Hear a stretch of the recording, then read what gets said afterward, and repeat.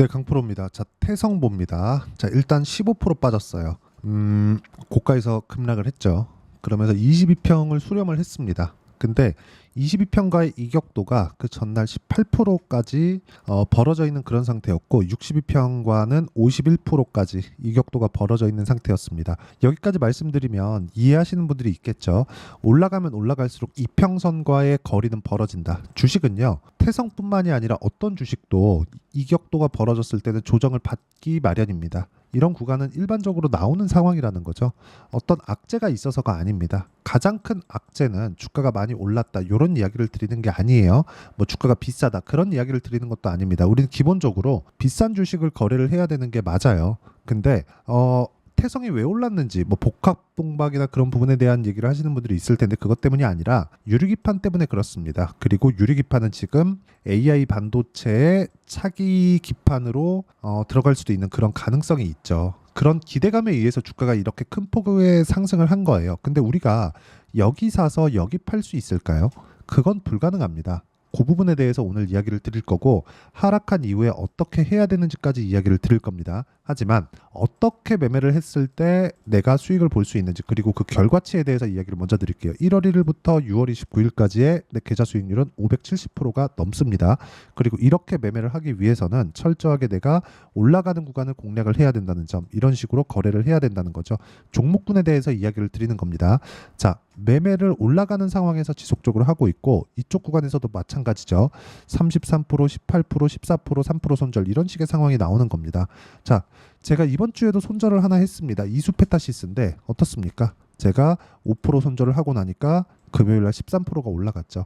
이런 상황이 나온다는 거예요. 하지만 내가 매도하고 즉 내가 손절을 했지만 올라가는 게 나쁘지 않습니다. 추세를 잘 봤다는 게 되니까. 하지만 이 어떤 구간에 내가 공략을 해서 손절을 했는지 그리고 보유기간 어느 정도가 됐었는지 이런 부분이 중요한 겁니다. 물론 오차 범위는 존재하고 주가의 변동성이라는 게 너무 크고 다양한 부분이 있기 때문에 그걸 어떻게 특정할 수 있겠느냐 이렇게 보시는 분들이 있을 것 같은데 주식시장은 철저하게 미래 가치를 가격이 먼저 반영하면서 주가가 올라갑니다. 그래서 제가 계속해서 말씀드리는 게 올라가는 구간을 공략을 하자는 거예요. 그러면 이 부분에 맞춰서 태성을 제가 어떻게 공략했는지 볼게요. 자, 내용 보시면 매수 매도 그리고 매수 매도 그리고 매수 매도 11% 50% 이런 정도의 상황이 나온다는 거죠. 보유기간은 2주 안쪽으로 다 끊어냅니다. 그런데 중요하게 보셔야 될 건 반등을 확인하고 매수를 했다는 점 그리고 올라가는 구간에 떨어지는 부분을 확인하고 매도를 했다는 점이 중요합니다. 이쪽 구간이죠. 상한가 간 바로 다음 날.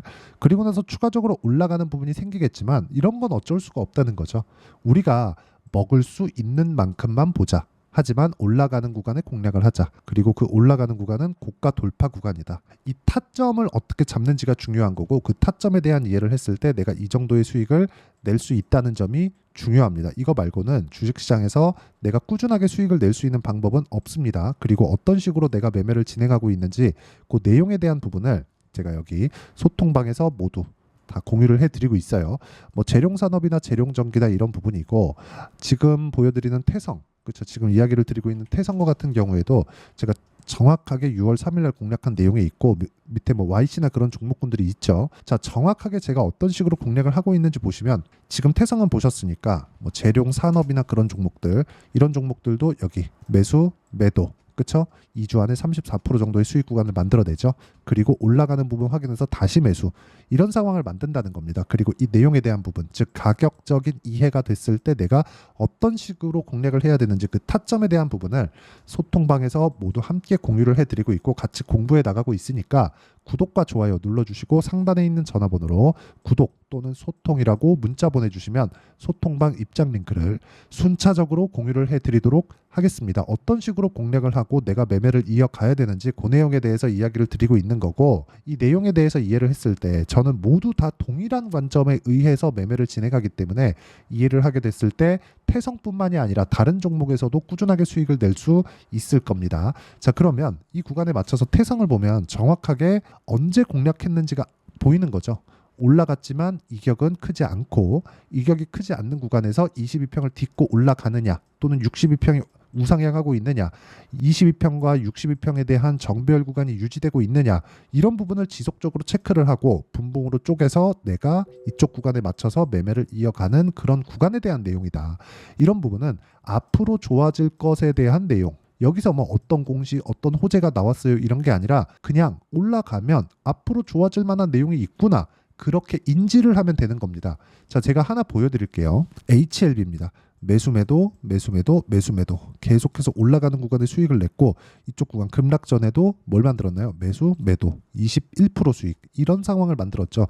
이렇게 만든 이유가 뭘까요? 주식시장은 앞으로 좋아질 만한 내용이 가격이 먼저 탁 반영시키면서 주가가 올라간다고 이야기를 드렸잖아요. 그렇죠? 나오는 문제를 그냥 그대로 받아들이면 됩니다. 그대로 받아들인다는 건 내가 꼬아서 생각을 하지 않는 거예요. 앞으로 얘 잘 될 거야, 떨어지고 있는데, 그 상황을 만들지 말라는 거죠. 하지만 HLB는 어떻게 나오죠? 하락 N자가 지금 만들어졌죠. 그렇죠? 그러면 여기서 태성을 보면 어때요? 아직 외봉입니다. 반등 나옵니다. 그 반등 구간의 타점을 어떻게 잡는지도 제가 다 보여드린 거예요. 여기 보세요. 매수매도 1월 달이에요. 쭉 가고 떨어지고 반등하고 다시 사죠. 이런 상황을 이쪽 구간에서 또 나올 겁니다. 외봉으로 떨어지는 경우는 없고, 지금 22평과의 이격을 하루 만에 좁혔기 때문에 변동성은 계속 커져 있는 그런 상태다. 시간에서도 하락을 했지만 1.5% 정도의 하락세가 나왔고요. 1.5% 정도의 하락세가 나왔을 때 내가 어떤 식으로 매매해서 어떤 식으로 이해를 할 것인지 그 내용에 대한 부분을 소통방에서 이야기를 드리고 있으니까 상단에 있는 전화번호로 구독 또는 소통이라고 문자 보내주시면 제가 여기 소통방 입장 링크를 모두 공유를 해드리고, 소통방에서는 태성에 대한 실시간 타점 그리고 고가 돌파 종목들, 그렇죠? 태성의 이런 구간에 진행되는 고가 돌파 구간에 대한 부분을 철저하게 공략을 해 나가고 있습니다. 와서 공부하시면 되고, 그리고 제가 다시 강조드리겠지만 배열도에 대한 부분은 중요합니다. 이 배열도를 응용해서 생각할 수가 있어요. 주가가 내려가고 22평 이탈하면 11선 딸려 내려오고 11과 21 이평선에 대한 배열도는 뒤집어지겠죠. 더 떨어져서 62평까지 떨어지고, 만약에 이걸 딱 뒤집어 놓는다면 데드크로스, 즉 이탈해서 배열도가 뒤집어지는 게 아니라 상승하면서 배열도가 뒤집어지는 골든크로스 상태로 진행되는 그런 상황이 있겠죠. 이런 상황이 하루아침에 뭐 급락이 나와서 나오지 않는다는 겁니다. 아까 전에 제가 HLB에 대해서도 보여드렸는데, HLB를 보면 어때요? 배열도가 바뀌기 전에 이쪽에서의 급락이 아니라 이미 고가를 낮춰왔습니다. 주가, 즉 가격이 먼저 반영한다는 거죠. 이런 부분을 제가 소통방에서 공유를 해드리고 있고, 이런 부분에 대한 이론적인 부분을 저는 단기 보유 전략이라고 부릅니다. 그리고 태성에 대한 단기 보유 전략은 이렇게 내용 준비가 되어 있고요. 무엇보다 최근에 태성의 변동성이 커졌기 때문에 하락 구간, 그렇죠? 22평 수렴하는 이런 구간에서 내가 어떤 식으로 공략을 해야 되는지 그 부분을 단기 보유 전략과 그리고 실시간 타점으로 제가 문자로 공유를 해드리도록 할 테니까 상단에 있는 전화번호로 태성이라고 문자 보내주시면 이번 급락 구간 어떤 식으로 빠져나가야 되는지를 제가 문자로 함께 공유를 해드리도록 하겠습니다. 내용 정리할게요. 태성은 22평과의 이격을 좁혔다. 근데 정배열을 유지하고 있고 반등은 나옵니다. 그 반등 구간을 내가 어떤 식으로 공략을 해야 되는지는 가격에 있다. 이게 답입니다. 가격을 내가 어떤 식으로 판단하고 어떤 식으로 분류를 할지, 그렇죠?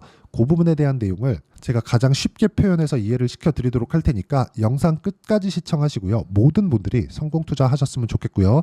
눈에 보이는 대로만 보고 믿으면 되는 겁니다. 어떤 부분을 내가 막 공부를 해서 뭐 숨은 의미가 뭘까, 그런 부분을 보지 마세요. 주식은 가격이 먼저 뜨면 호재가 나옵니다. 그 호재를 내가 어떤 식으로 받아들이냐가 중요한 거예요. 그냥 눈에 보이는 대로 받아들이시면 모든 분들이 성공 투자하실 수 있을 겁니다.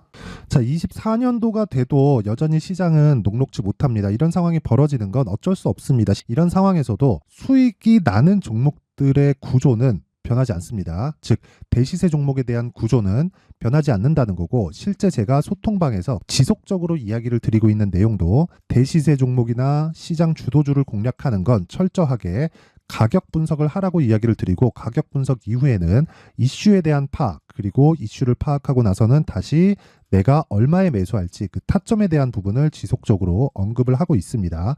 자, 근데 생각해 보세요. 시장이 굉장히 어려웠습니다. 어려운 상황에서의 어떤 종목들이 강했냐 보면 반도체와 그리고 바이오입니다. 자, 실제 여기 보면요.